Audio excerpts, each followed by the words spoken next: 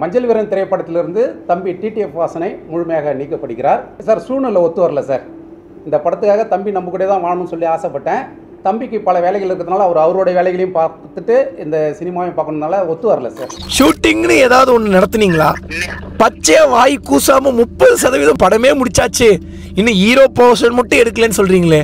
எந்த பிரச்சனையுமே காரணம் காட்டி நான் ஷூட்டுக்கு போகாமலாம் இல்லை. அதெல்லாம் போய் நியூஸ் எல்லாமே பார்த்தீங்கன்னா உங்களுக்கு ஆதாரத்தோட நான் நிரூபிக்கிறேன். டிடிஎஃப் வாசன் திருவிக்கா பூங்கா அப்படிங்கிற படத்தை இயக்குனர் டைரக்டர் செல்லம் கூட இணைஞ்சு மஞ்சள் வீரன் அப்படிங்கிற படத்தை பண்றதா இருந்த விஷயம் நம்ம எல்லாருக்குமே தெரியும். இதோட ஃபர்ஸ்ட் லுக் எல்லாம் ரிலீஸ் பண்ணி பெரிய பரபரப்பை ஏற்படுத்தி இருந்தாங்க. யூடியூப்ல விளாக்ஸ் வீடியோ போட்டு இப்ப சினிமால ஹீரோ ஆகிற அளவுக்கு வளர்ந்துருக்காருன்னு பலருமே வாசனுக்கு வாழ்த்துக்களை சொல்லிட்டு வந்தாங்க. ஆனா ஃபர்ஸ்ட் லுக் வெளியாகி ஒரு வருஷம் ஆகியும் படத்தை பத்தி எந்த ஒரு அப்டேட்டும் வராம இருந்துச்சு. டிடிஎஃப் வாசனும் ஆக்டிங் கிளாஸ் போறேன், டான்ஸ் கிளாஸ் போறேன், ஆக்சிடென்ட் ஆயிடுச்சு அப்படின்னு படம் டிலே ஆக பல காரணங்களை சொல்லிட்டு வந்தாரு. இந்த நிலையில டைரக்டர் செல்லம் சமீபத்தில் கொடுத்த பிரஸ் மீட்ல மஞ்சள் வீரன் படத்துல இருந்து டிடிஎஃப் வாசனை நீக்கிட்டோம்னு சொல்லி இருந்தாரு. மஞ்சள் வீரன் திரைப்படத்திலிருந்து தம்பி டிடிஎஃப் வாசனை முழுமையாக நீக்கப்படுகிறார். அவருக்கு பதிலாக வேறு ஒருவர் கதாநாயகன் நடிக்க உள்ளார். அந்த புதிய கதாநாயகனையும் படத்தின் புதிய லுக்கையும் வருகின்ற அக்டோபர் மாதம் 15ஆம் தேதி பத்திரிகையாளர்களிடம் அறிமுகப்படுத்துகிறேன். சார் சூழ்நிலை ஒத்து வரல சார். இந்த படத்துக்காக தம்பி நம்ம கூட தான் வாழணும்னு சொல்லி ஆசைப்பட்டேன். தம்பிக்கு பல வேலைகள் இருக்கிறதுனால அவருடைய வேலைகளையும் பார்த்துட்டு இந்த சினிமாவையும் பார்க்கணுனால ஒத்து வரல சார். இப்படி டிடிஎஃப் வாசன் என் கூடவே பயணிக்கணும்னு நினைச்சேன், ஆனா சூழ்நிலை ஒத்து வரல. அதனால வேற ஒரு ஹீரோவை வச்சு இந்த படத்தை பண்ண போறோம். வில்லன் மற்றும் அம்மாவோட சீன்ஸ் எல்லாம் எடுத்தாச்சு. 35% ஷூட்டிங் முடிஞ்சிருச்சு. ஹீரோ போர்ஷன்ஸ் மட்டும் தான் பெண்டிங்கா இருக்கு. அக்டோபர் 15ஆம் தேதி ஹீரோ யாரு அப்படிங்கறத ரிவீல் பண்ணுவோம்னு சொல்லி அதிர்ச்சியை ஏற்படுத்தி இருந்தாரு. இவரோட பிரஸ் மீட்க்கு அப்புறம் டிடிஎஃப் வாசன் ஒழுங்கா ஷூட்டிங் போகாததுனால தான் இப்படி அவரை இந்த படத்துல இருந்து தூக்கிட்டாங்கன்னு பல செய்திகள் வெளியாச்சு. இந்த நிலையில டிடிஎஃப் வாசனே என்ன நடந்துச்சு அப்படிங்கறத ஓப்பனா சொல்லியிருக்காரு. அவர் என்ன சொல்லியிருக்காருன்னா, என்ன படத்துல இருந்து நீக்கிறது தொடர்பா இப்படி ஒரு விஷயம் நடக்க போறது எனக்கு தெரியாது. ஒரு வார்த்தை கூட என்கிட்ட சொல்லாம இப்படி பிரஸ் மீட்ல பேசி வச்சிருக்காங்க. அண்ணன்னு பழகிட்டு வந்தேன், தம்பி தம்பின்னு சொல்லி இப்படி ஒரு துரோகத்தை பண்ணுவாருன்னு நினைக்கல.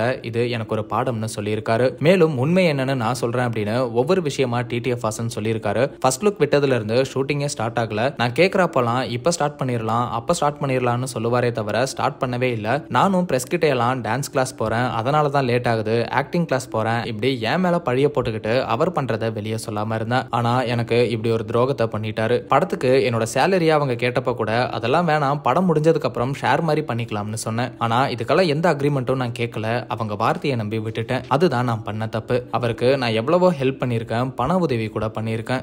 இப்போ நான் இந்த விஷயம் தொடர்பா அவருக்கு ரீசன் கேட்டு கால் பண்ணா போன் அட்டன் பண்ண மாட்டேங்கிறாரு. அவரோட வெல் விஷஸ்னு சொல்லிட்டு யார் யாரோ எல்லாம் பேசுறாங்க. இவங்கெல்லாம் இவ்வளவு நாள் எங்க போனாங்கன்னு தெரியல. டைரக்டர் செல்லம் பக்கத்திலே நின்று அவர் தான் பேச சொல்றாருன்னு எனக்கு தெரியுது. ஆனாலுமே எல்லாருமே நடிக்கிறாங்க. எனக்கு தெரிஞ்சு வேற யாராவது ப்ரொடியூசர் வந்து அந்த ப்ரொடியூசரே ஹீரோவா இல்லனா அவரோட மகனை ஹீரோவா நடிக்க சொல்லி கேட்டிருப்பாங்க. இல்லனா செல்லமே ஹீரோவா நடிக்கலாம்னு கூட நினைச்சிருக்கலாம். எனக்கு ஷேர் தர வேணாம்னு முடிவு பண்ணிருக்கலாம். இதை தவிர வேற எந்த ஒரு காரணமும் இருக்காது. ஆனா அந்த உண்மையான ரீசனை சொல்லாம நான் ஏதோ தப்பு பண்ண மாதிரி, சூழ்நிலை சரியில்லை, தம்பி கூடவே பயணிக்கணும்னு நினைச்சேன், முடியலன்னு போய் சொல்லக்கூடாது. இப்படி இதுதான் ரீசன் என்கிட்ட சொல்லியிருந்தா நான் என்னங்க பண்ணியிருக்க போறேன். சரி நல்லா இருங்க அப்படின்னு சொல்லிட்டு படத்தோட ப்ரொமோஷனுக்கு கூட நான் வந்திருப்பேன். ஆனா இப்படி எதுவுமே சொல்லாம இந்த மாதிரி பேசியிருக்காங்க. நான் எவ்வளவோ பிரச்சனைகளை பார்த்திருக்கேன், ஆனா இப்படி ஒரு துரோகத்தை என் வாழ்க்கையில நான் பார்த்ததே இல்லை அப்படின்னு டிடிஎஃப் வாசன் ரொம்பவே வருத்தப்பட்டு பேசியிருந்தாரு. மேலும் டைரக்டர் செல்லமோட வெல்விஷஸ் கூட பேசியிருந்த போன் காலையும் ஆடியோ ப்ரூஃபா வெளியிட்டு இருக்காரு. ஆனா கொஞ்சம் டைரக்டர் நாட்ட போன் கொடுங்க. அவர் வந்து உள்ள டின்னர்ல இருக்காருங்க, பண்ண சொல்றேங்க. எங்க இருக்காருங்க ராஜா? டின்னர்ல இருக்காருல. டின்னர் இருக்காரா? அண்ணங்கிட்ட கொடுங்க போனை. கொஞ்சம் டைரக்டர்கிட்ட போன் கொடுக்க முடியுமா முடியாதா ப்ரோ?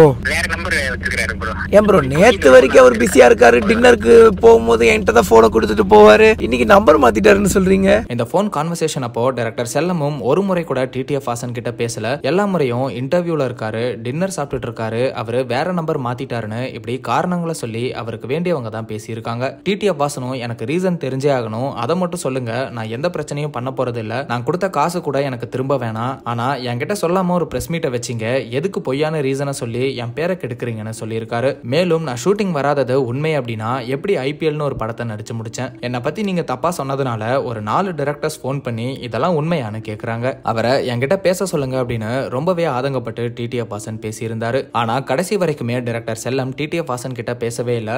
இந்த போன் கான்வர்சேஷன் அப்போ டிடிஎஃப் வாசன் ரொம்பவே கோவமாகி சில நேரங்களில் கெட்ட வார்த்தையிலையும் திட்டியிருக்காரு. டிடிஎஃப் வாசனோட இந்த வீடியோக்கு அப்புறம் பலருமே டைரக்டர் செல்லம்மை கண்டுபிடி திட்டிட்டு வராங்க. மேலும் வாசனை வருத்தப்பட வேண்டாம்னு நீங்க தப்பிச்சிட்டீங்கன்னு நினைச்சுக்கோங்க அப்படின்னு ஆறுதலையும் சொல்லிட்டு வராங்க. டிடிஎஃப் வாசனோட இந்த குற்றச்சாட்டுகளுக்கு டைரக்டர் செல்லம் தரப்புல இருந்து ஏதாவது பதில் வருதா அப்படிங்கறதையெல்லாம் வெயிட் பண்ணி பார்க்கலாம்.